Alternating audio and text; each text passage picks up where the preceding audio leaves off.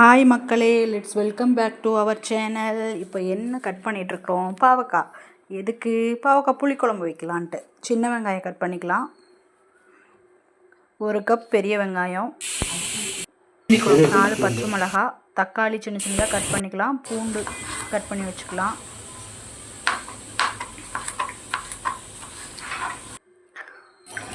புளி நமக்கு தேவையானது, ஒரு லெமன் சைஸ் புளியை வந்து கரைச்சி எடுத்துக்கலாம். இப்போ வந்து அடுப்பு பற்ற வச்சு அதை வடை சட்டி சூடானதுக்கப்புறம் நல்லெண்ணெய் ஆட் பண்ணிக்கலாம். நல்லா பண்ணிவிட்டு பாவக்காயை போட்டு நல்லா பொரித்து எடுத்துக்கலாம். நல்லெண்ணெய் சேர்த்துக்கிட்டோம்னா தான் ஹெல்த்ஃபுல்லான ஒரு விஷயம். புளிக்குழம்புக்கு வந்து நல்லெண்ணெய் தான் நல்ல ஒரு டேஸ்ட்டு கொடுக்கும். இப்போ வந்து பாவக்காயை நல்லா ஃப்ரை பண்ணி எடுத்துக்கலாம். நான் உங்களுக்கு ஃப்ரை பண்ணி காட்டுறேன். ஃப்ரை பண்ணிவிட்டு எப்படி இருக்குன்ட்டு உப்பு ஆட் பண்ணி ஃப்ரை பண்ணிக்கலாம். பாருங்கள், ஓரளவுக்கு எவ்வளோ ஃப்ரை ஆகிருக்குல்ல.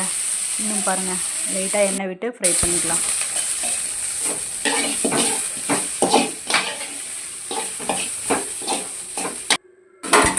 ஓகே, பாவக்காய் ஃப்ரை ஆகிடுச்சு. இது ஒரு பாத்திரத்தில் மாற்றி எடுத்து வச்சுக்கலாம். திரும்ப கடாயை ஹீட் பண்ணிவிட்டு கொஞ்சமாக நல்லெண்ணெய், கடுகு போட்டு பொரிச்சுக்கலாம். கடுகு பொரிஞ்சதுக்கப்புறம் வெங்காயம், சின்ன வெங்காயம் 2 வரமிளகா, டேஸ்ட்டுக்கு வரமிளகா, அப்புறம் பெரிய வெங்காயம், பச்சை மிளகாய் ஆட் பண்ணிக்கலாம். கருவேப்பிலை, பூண்டு ஆட் பண்ணிக்கலாம்.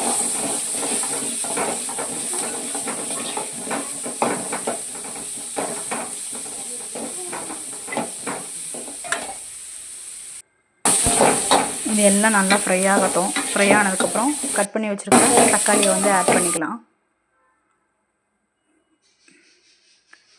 தக்காளி எல்லாமே நல்லா ஃப்ரை பண்ணி எடுத்துக்கலாம். இதுக்கு வந்து சீரகத்தூள் ஆட் பண்ணிக்கலாம். அப்புறம் வந்து சாம்பார் பவுடர் ஆட் பண்ணிக்கலாம்.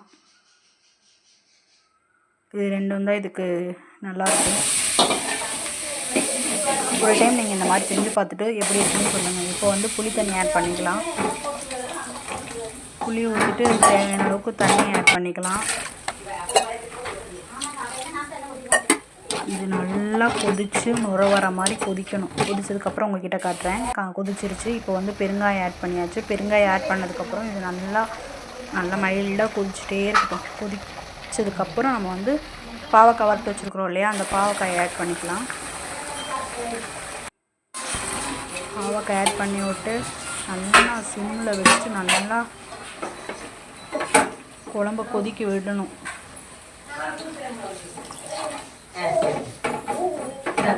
கொஞ்சம் தண்ணி ஆட் பண்ணிக்கலாம். எனக்கு கொஞ்சம் தண்ணி பத்தாத மாதிரி இருக்குது. தண்ணி ஆட் பண்ணியாச்சு. இப்போ சைடு பை சைடாக டீ போடுறாரு டேடி.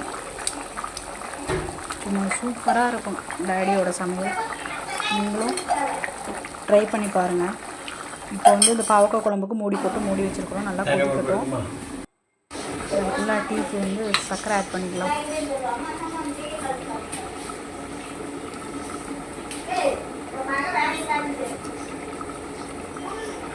இப்போ வந்து தேங்காய் துருவி வச்சுருக்கிறத ஆட் பண்ணி 2 நிமிஷம் சிம்லேயே வச்சுட்டு நல்லா கொதிச்சிடுச்சுன்னா நம்மளோட பாவக்காய் புளி குழம்பு ரெடி. நீங்களும் ஒரு டைம் வந்து உங்கள் வீட்டில் நீங்கள் வந்து ட்ரை பண்ணி பார்த்துட்டு இந்த குழம்பு எப்படி இருக்குதுன்னு சொல்லிவிட்டு எனக்கு கமெண்ட் பண்ணுங்கள் மக்களே. டீயும் ரெடியாச்சு. தேங்க்யூ ஸோ மச் ஃபார் வாட்சிங்.